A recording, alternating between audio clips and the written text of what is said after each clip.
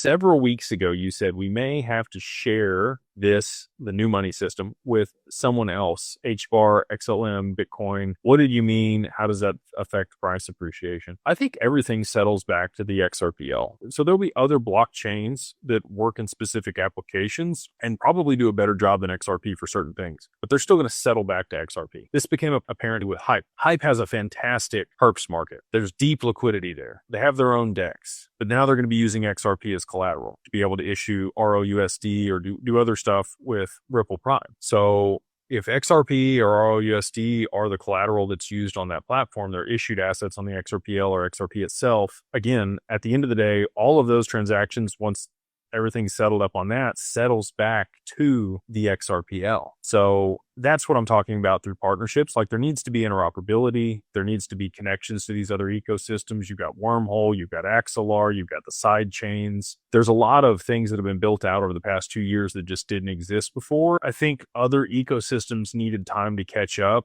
JP Morgan in particular, they had built out Onyx and they had JPM coin and they were trying to vie for that position. Nobody wanted to use that because it's a centralized stable coin that somebody else issues and they're the counterparty. And I think they finally came to that realization after Ripple wouldn't sell them the escrow, and then they were disgruntled about it and tried to compete against them and figured out they couldn't. And so then they had to bridge that back to the XRPL. And we got Axelar and we got the EVM sidechain. And that's Onyx's bridge back to the XRPL to settle back to the ledger. So, when I'm talking about other people participating in the ecosystem, it is, all of these other blockchains that need interoperability with XRP.